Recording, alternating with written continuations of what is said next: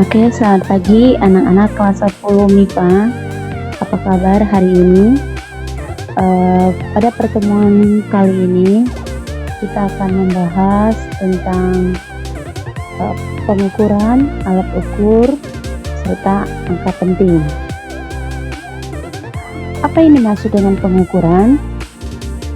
Pasti kalian sudah membaca terlebih dahulu. Oke, Ibu bahas di sini definisi pengukuran. Pengukuran adalah suatu proses untuk membandingkan nilai suatu besaran dengan beberapa nilai satuan dari besaran tersebut yang telah ditentukan terlebih dahulu. Hasil pengukuran akan akurat jika kita mengukur dengan alat ukur yang tepat. Di sini kita akan membahas alat ukur besaran pokok. Kalian sudah mengetahui di materi sebelumnya ada 7 besaran pokok. Ada besaran, pasti ada satuan dan alat ukurnya. Di sini terlihat jelas untuk besaran pokok panjang, alat ukurnya mistar, jangka sorong, mikrometer skrup. Untuk besaran pokok massa, neraca atau timbangan. Neraca itu bisa neraca digital. Untuk besaran pokok waktu, alat ukurnya stopwatch atau jam, atau bisa juga jam pasir. Lalu alat besaran pokok suhu itu diukur oleh termometer. Kuat arus listrik diukur oleh ampermeter. Jumlah molekul tidak dapat diukur secara langsung karena untuk mengetahui jumlah zat terlebih dahulu diukur massa zat tersebut. Selengkapnya dapat kalian pelajari pada bidang fisik kimia. Dan terakhir besaran pokok intensitas cahaya, alat ukurnya light meter. Kita bahas satu-satu dan Ibu paparkan gambaran alat ukur tersebut. Yang pertama mistar. Mistar digunakan untuk mengukur suatu panjang benda dan mempunyai batas ketelitian 0,5 mm. Selanjutnya jangka sorong. Jangka sorong ini digunakan untuk mengukur suatu panjang benda yang mempunyai batas ketelitian 0,1 mm. Jangka sorong memiliki bentuk seperti gambar, ada skala kecil dan skala utamanya. Selanjutnya mikrometer skrup. Mikrometer skrup digunakan untuk mengukur panjang dan juga ketebalan suatu benda yang mempunyai batas ketelitian 0,01 mm. Lalu untuk alat ukur massa yaitu neraca. Di sini ada 2 neraca, yaitu satu neraca sama lengan dan neraca digital. Selanjutnya alat ukur untuk waktu yaitu stopwatch. Stopwatch itu ya zaman sekarang bisa kalian gunakan dengan menggunakan HP atau dengan yang ada pada slide.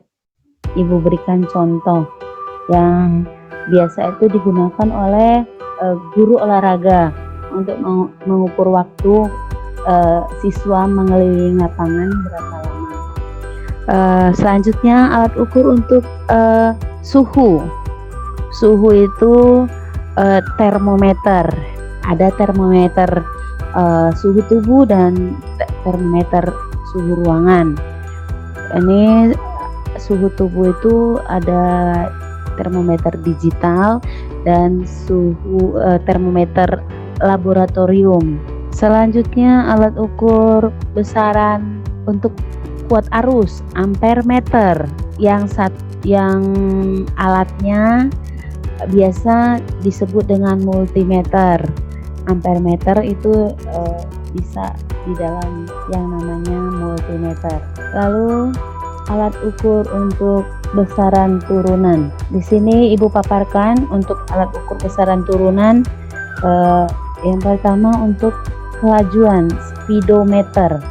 Ini biasanya terdapat pada mobil atau sepeda motor. Speedometer digunakan untuk mengukur kelajuan. Lalu selanjutnya dinamometer. Dinamometer digunakan untuk mengukur besar gaya, baik gaya tarik maupun gaya dorong. Selanjutnya hygrometer. Hygrometer digunakan untuk mengukur kelembaban udara.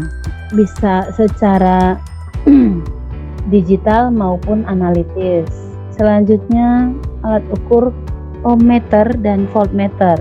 Ohmmeter digunakan untuk mengukur hambatan atau tahanan listrik. Nanti kalian akan pelajari di kelas 12 tentang listrik. Lalu voltmeter digunakan untuk mengukur tegangan listrik. Alat untuk mengukur ohmmeter, voltmeter, dan ampermeter biasanya menggunakan yang namanya multimeter, barometer. Barometer itu untuk digunakan untuk apa sih? Untuk mengukur tekanan udara luar. Selanjutnya hidrometer. Hidrometer digunakan untuk mengukur berat jenis larutan. Selanjutnya alat ukur manometer.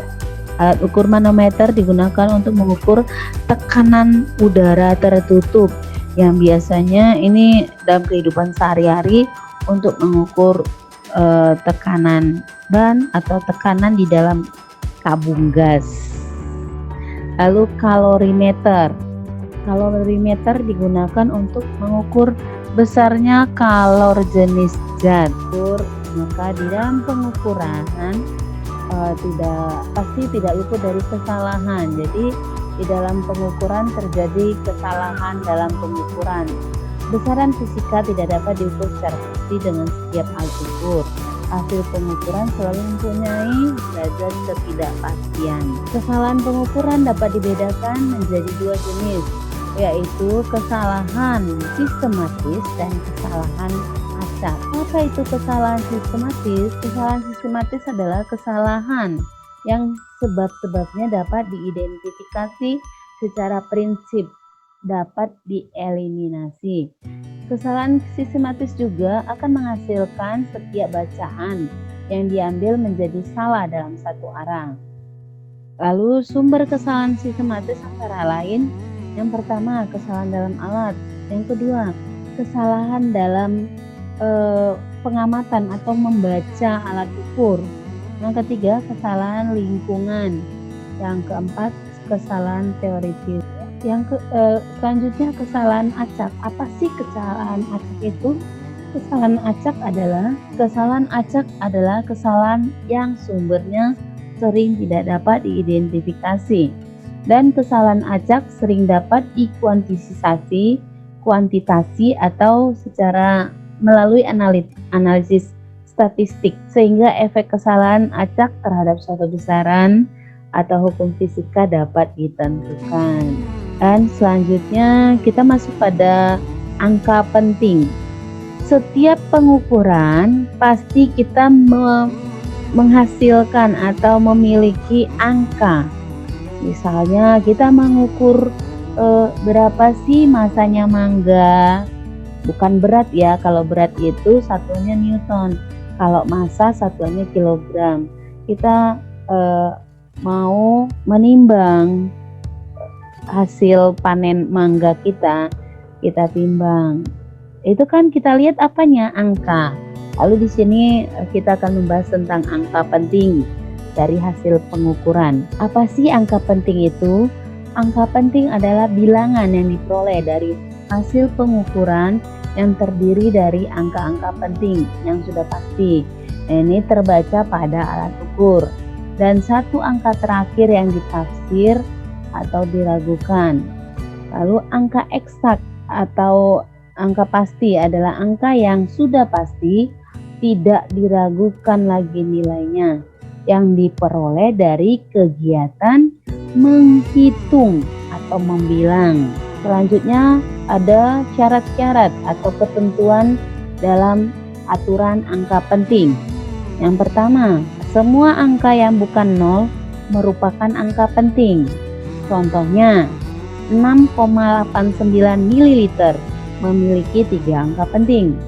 78,99 mm memiliki 4 angka penting.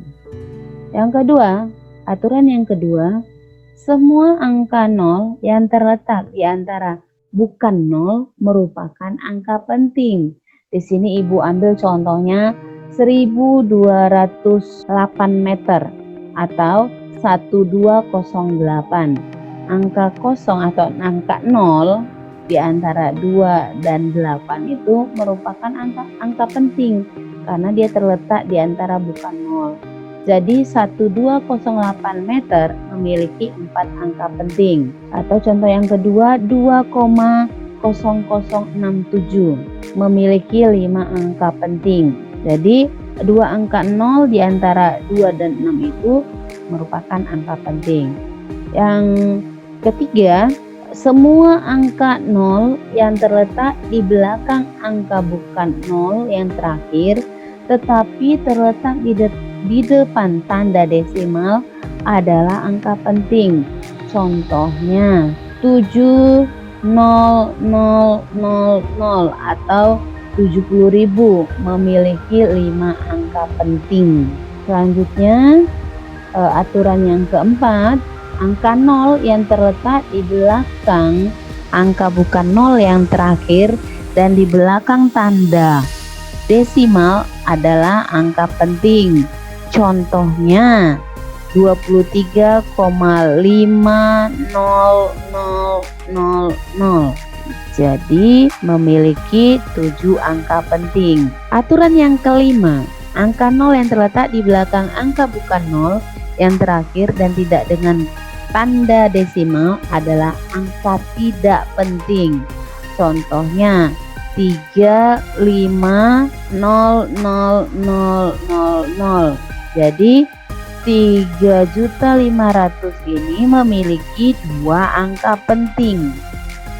Karena angka 0 di belakang itu dianggap tidak penting. Aturan yang keenam, angka 0 yang terletak di depan angka bukan 0 yang pertama adalah angka tidak penting.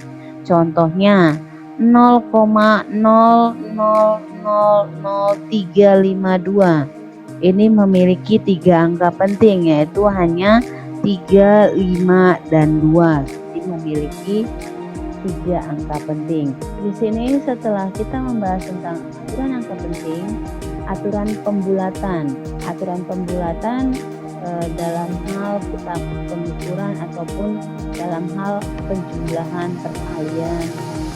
Yang pertama, jika angka pertama setelah angka yang hendak dipertahankan ada 4 atau lebih kecil, maka angka itu dan seluruh angka di belakangnya ditiadakan. Contohnya 75,494. Pembulatannya menjadi 75,49. Selanjutnya 1,00839 dibulatkan menjadi 1,008. Angka 3 dan 9 itu ditiadakan. Karena kalau 9 pun dimajukan ditambahkan ke depan angka 3 menjadi angka 4 kan ditiadakan. Jadi pembulatan menjadi 1,008. Aturan pembulatan yang kedua, jika angka pertama setelah angka yang akan Anda pertahankan adalah 5 atau lebih besar, maka angka tersebut dan seluruh angka di bagian kanan ditiadakan. Angka terakhir yang dipertahankan bertambah 1. Contohnya 57,8494. Pembulatannya menjadi 57,85. Oke, contoh yang kedua 2,0158. Itu pembulatannya menjadi 2,016. Kenapa? Karena di belakang angka 5 itu adalah angka 8. Dibulatkan ke depan ditambahkan 1. Ke angka 5 tambah 1 menjadi 6. Oke anak-anak, setelah itu aturan penjumlahan dan pengurangan pada angka penting. Apabila Anda melakukan operasi penjumlahan atau pengurangan, maka hasilnya hanya boleh mengandung 1 angka taksiran. Catatan, angka taksiran adalah angka terakhir dari suatu angka penting. Contohnya, jumlahkanlah 273,219 gram ditambah 15,5 ditambah 8,43. Hasilnya adalah 273,149. Jadi hasilnya merupakan 273,1. 4 dan 9 ditiadakan. Selanjutnya aturan perkalian dan pembagian. 1. Pada operasi perkalian atau pembagian, hasil yang diperoleh hanya boleh memiliki jumlah angka penting sebanyak bilangan yang pentingnya paling sedikit. Contohnya itu, hitunglah operasi perkalian berikut. 0,6283 dikali 2,2. Itu angka penting yang paling sedikit adalah 2,2. Dua angka penting. Berarti nanti hasilnya adalah 2 angka penting. Oke, kita kalikan ke bawah. 0,6283 cm dikali 2,2 cm itu hasilnya adalah 1,38226 cm persegi. Jadi terjadi pembulatan. Hasil akhirnya adalah 1,4 cm persegi. Jelas ya, karena perkalian yang angka penting yang paling sedikit itu dua angka penting. Jadi hasil akhirnya harus 2 angka penting. Selanjutnya, hasil perkalian atau pembagian antara bilangan penting dengan bilangan eksak atau pasti hanya boleh memiliki angka penting sebanyak jumlah angka penting pada bilangan penting. Yaitu contohnya kita lihat di sini, hitunglah operasi perkalian berikut. 25 dikali 8,95. Kita kalikan ke bawah, hasilnya itu adalah 223,75 cm. Karena yang paling banyak itu 3 angka penting, maka hasil akhirnya harus 3 angka penting. Karena pada perkalian di atas itu 8,95 itu 3 angka penting. Jadi hasilnya harus dibulatkan menjadi 3 angka penting. Sehingga hasil akhirnya adalah 224 cm.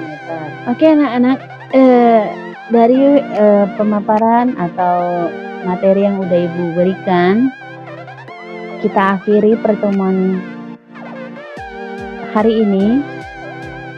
Mungkin selanjutnya Ibu memberikan